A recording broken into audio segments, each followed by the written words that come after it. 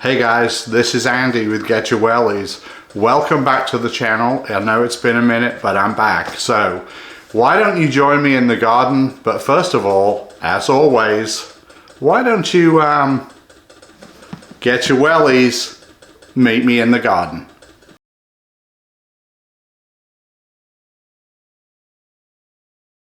Well, hey everybody, it's been a minute since I have been on YouTube.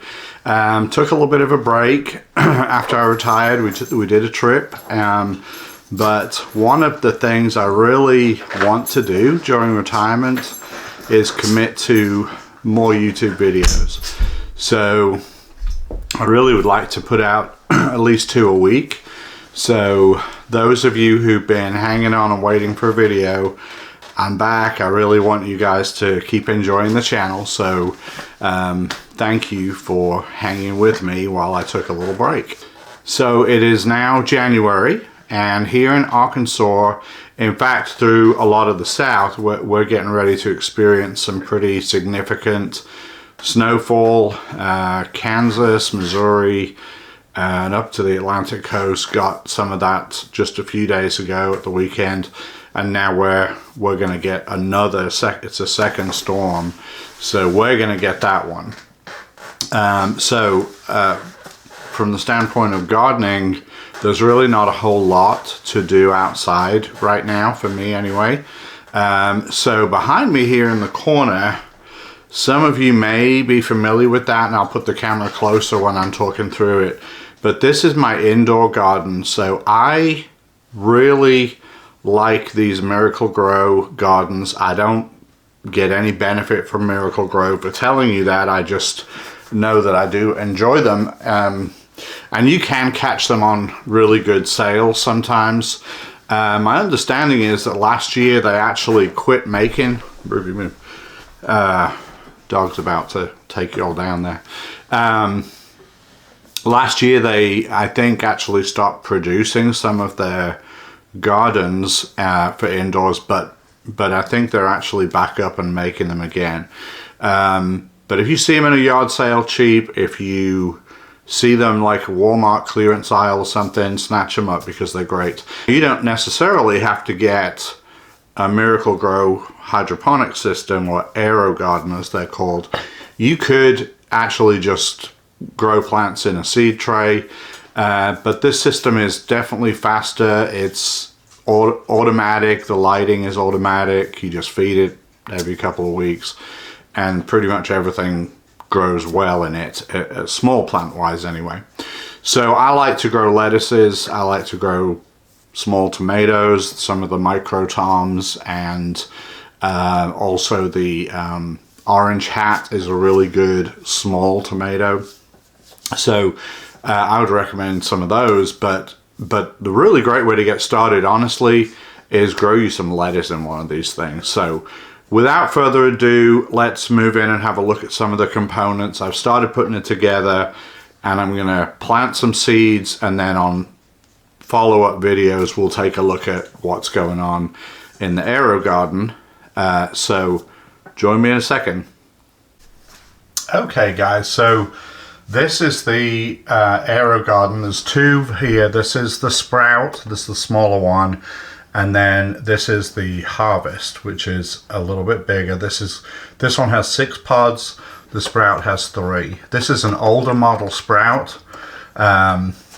So it's old, but it's not the oldest one. The oldest one had like a fluorescent light on it. This one does have LED, and the Harvest is newer, so it has LED as well.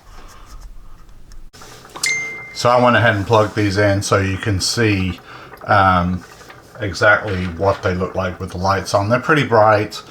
These blue containers, you see there's one at the side and there's one behind this.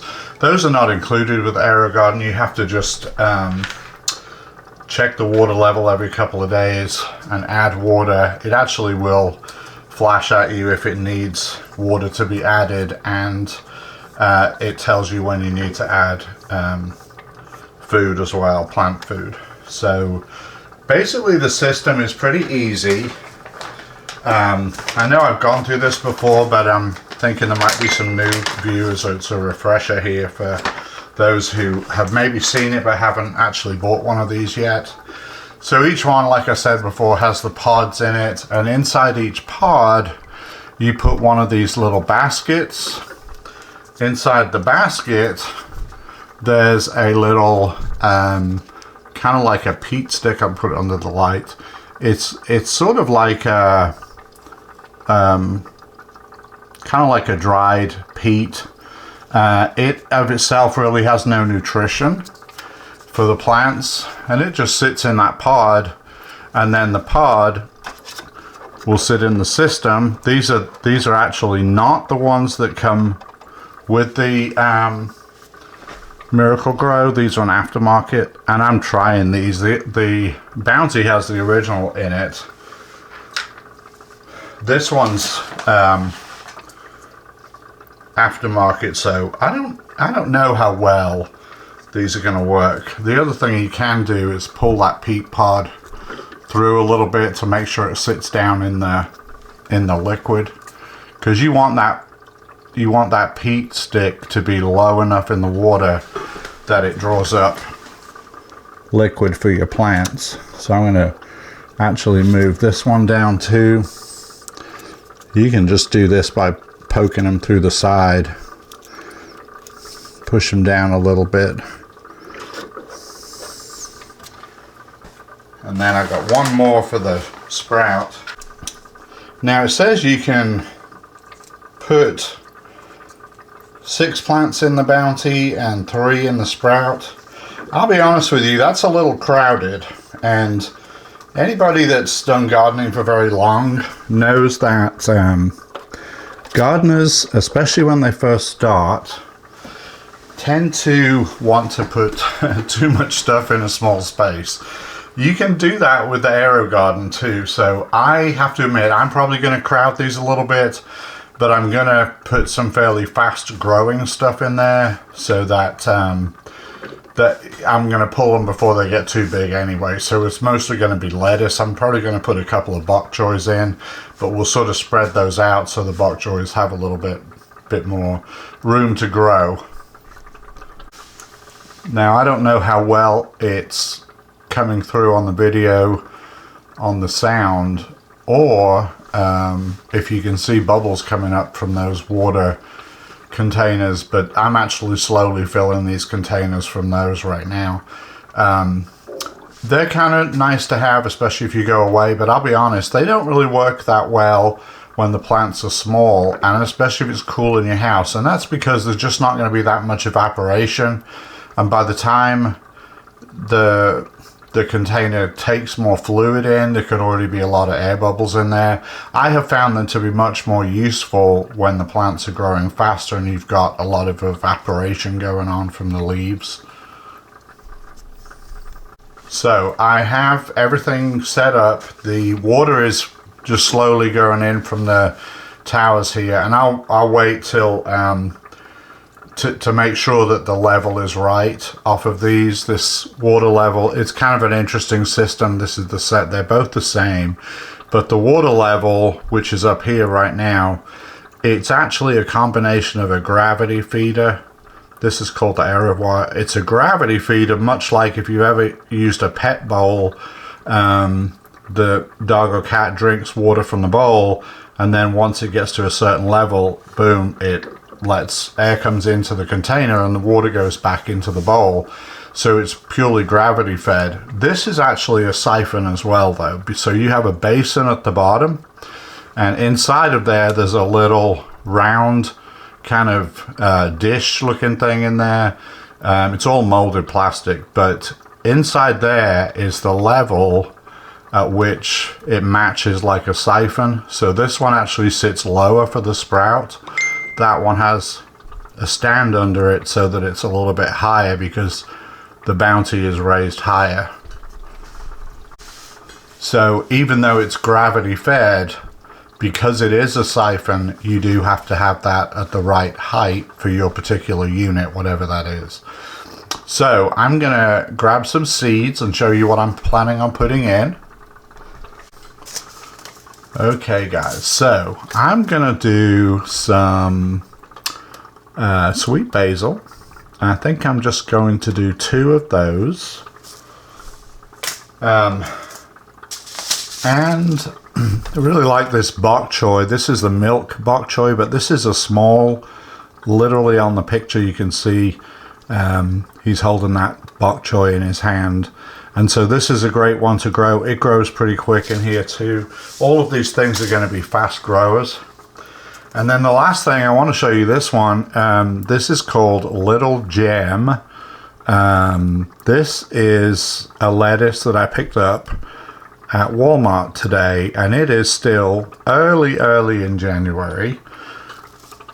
But they actually have seeds on sale, for sale, not on sale.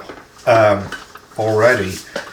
The other thing I wanted to tell you, those of you who have been following the channel may have seen the Chadwick cherry, which I've always bought from kind of expensive places, but here it is available at Walmart here at the beginning of January.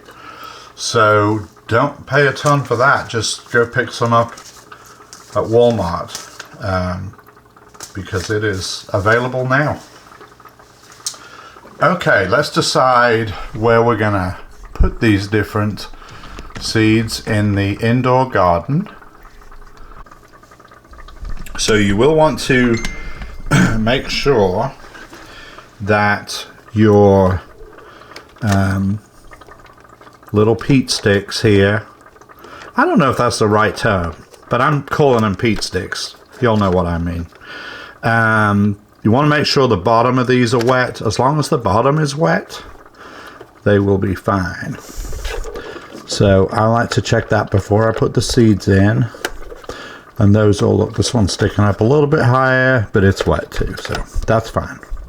These are all good. Check on that one. Yeah, they're all good. So as long as the bottom of that's in the water, you're going to be okay. And of course, once the plant starts growing, those roots are going to drop down in there. So on the harvest, let's decide here. So I think I'm going to do basil here and back here. So kind of in the corners, they'll have room to spread out a little bit to sides. Now the basil, of course, as you use it, you keep that trimmed way back, which would be good. And then I'm going to do 4 of the little gems in these right here. So I'm going to go ahead and put those in. So I'm going to drop a couple.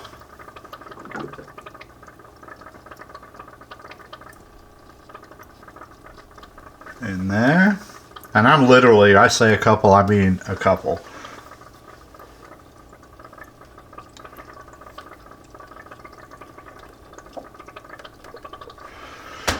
Okay, so there's the basil. Now, I don't know if you all grow much basil. I'm going to tell you, it is the best stuff. If you grow that in your garden, you'll get so many pollinators. Keeps away a lot of pests, particularly if you like to grow tomatoes like I do. It's really a great crop. So I said I did just a couple of the basil, literally 2 seeds. That's because those are actually, they were packaged for 2024, so I would expect a really good germination rate, and I'm going to thin them back anyway. I only want 1 plant in each of these pods. So there's a couple of lettuce seeds in each one. I can go a little bit more on the lettuce. Because again, I'll thin them back. Oops, I put like 3 or 4 in that one. Okay, that's good. So, you know, if you're putting in something, and I keep seeds a long time, I don't, it's just against my religion to throw seeds away. So I don't do that. I just would rather just throw them out in the garden and see what they do rather than do that. But anyway, back to basil. I love to grow basil. Pollinators, great for that. The smell is just wonderful if you have a bunch of it out there. The smell is just great. I mean, you can't beat it.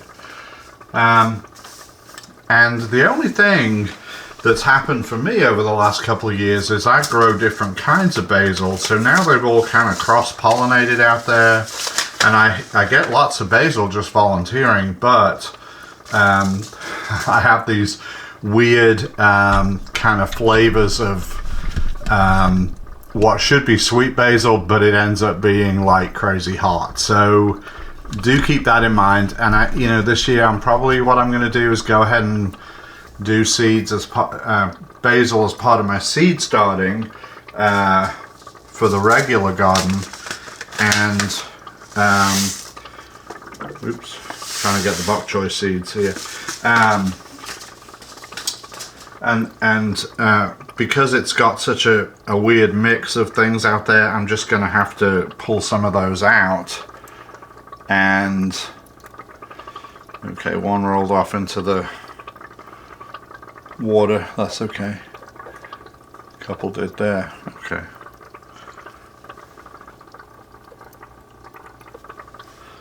Alright.